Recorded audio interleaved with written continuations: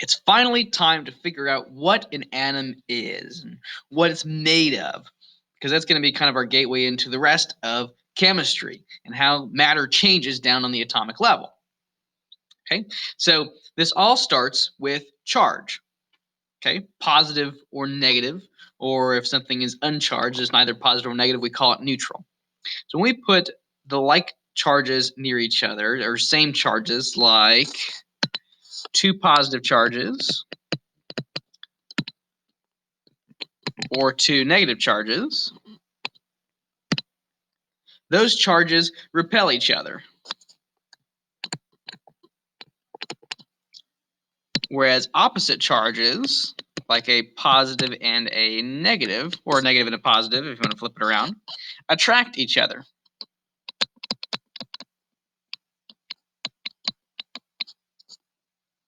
When charges attract each other, they move towards each other or closer to each other. Closer to each other. As those charges attract, they're going to get closer and closer. And when charges repel each other, they move farther from each other. Farther. Oops. Farther from. All right. So try and get away from each other. Okay. Now in the atom, we have some charged particles. For instance, protons are positively charged particles of an atom.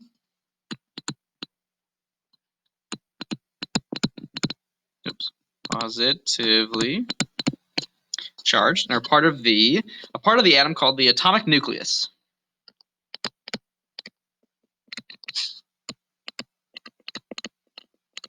Which you can just think of this as the center of the atom.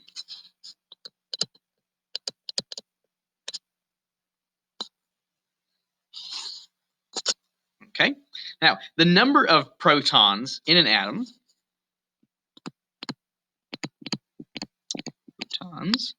is called the atomic number, and that's what defines what element an atom is. You can think of an element like a type of atom. Oops.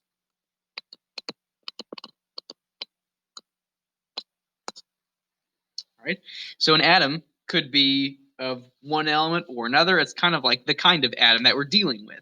And an atom is the smallest bit of matter that still represents some element.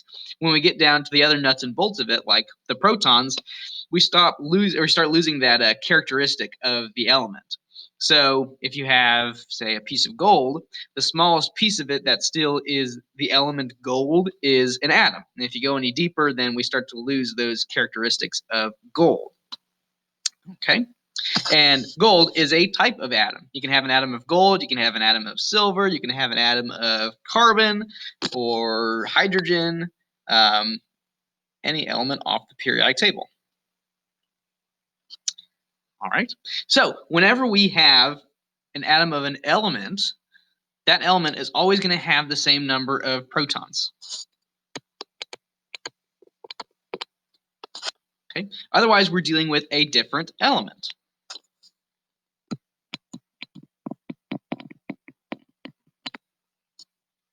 Ooh, and I'm actually going to change the color on that. Try and keep my color coding consistent throughout this unit as best I can. Okay, so for example, any atom with 53 protons is an atom of the element. Well, if we go look up on the periodic table, what has atomic number 53, we'll be able to figure out the element. Okay, to do that, if you look at an element block like this, next to our charges attracting and repelling each other, attract, repel. Okay. So over on our element block here, this number in the top left, I want to change that color. This number in the top left here, or in some periodic tables, it's in the top middle. Okay, but this number right here is called the atomic number.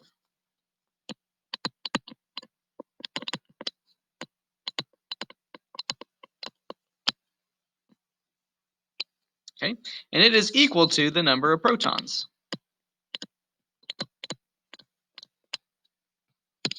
Space that out a little better.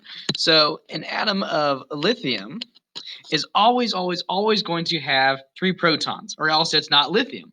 If you go look on the periodic table, you can see what other elements you could make by having a different number of protons. So if someone tells you, hey, I've got an atom of lithium with 4 protons, you can say, no, you don't. If it's got 4 protons, it's beryllium. It's a different element. Okay? If it's got 2 protons, it's not lithium or beryllium. It's helium. The only thing that determines the element is the number of protons. So if we go and find number 53 on the periodic table, an atom with 53 protons is iodine. This is a big letter I.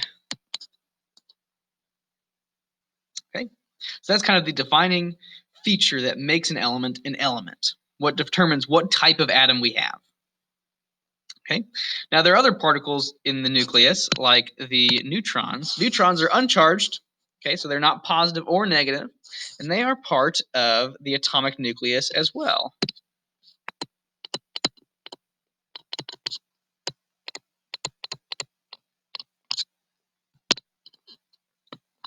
Oops.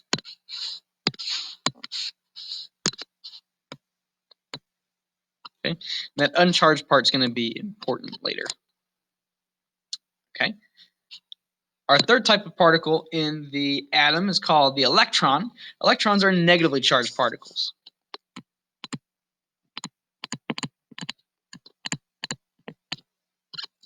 They are part of the electron cloud,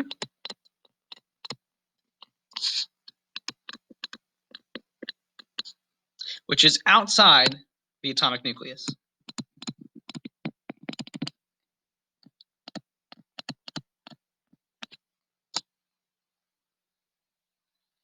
Okay.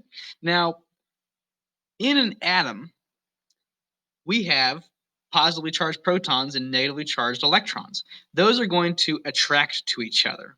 Okay, and these charges have a push and pull on other charges that you can see with an electric field. Okay, but all we really need to know right now is those charges are going to attract each other and get closer. Okay, and when they get close enough, the outside of the atom, where those particles are at, kind of feels like there is no charge there. It's like the effect of the positive charge cancels out the effect of the negative charge. Okay? In other words, they neutralize that charge or cancel it.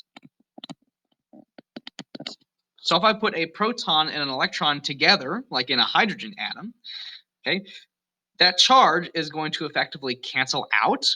And from the outside of the atom, it looks like there's no charge left. I take positive 1 charge and a negative 1 charge. And what I'm left with from the outside is 0.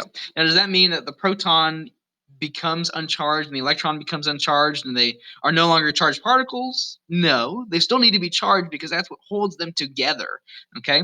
But when they're close enough, okay, other particles that kind of approach that atom aren't going to feel that push and pull, that attraction and repulsion as much because it's already kind of satisfied. We've already kind of brought those opposite charges together, okay?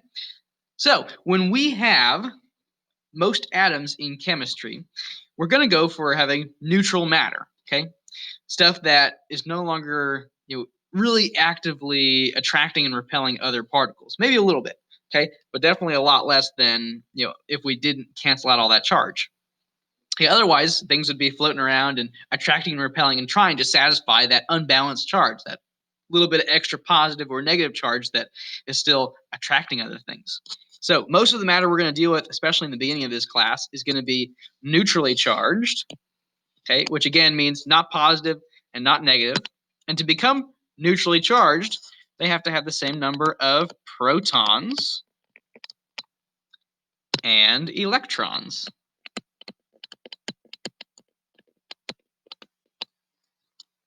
Okay, so a neutral atom of iodine, we said iodine had 53 protons before, it was atomic number 53. Okay, to match that, we would need to have just as many negatively charged electrons to attract to that and cancel that charge. So if we have 53 positively charged protons, we need 53 negatively charged electrons. Okay, so as long as we can find the element on the periodic table, that top left number can tell us three things. Okay, it is the atomic number, which is the number of protons. It is also the number of total electrons in the atom.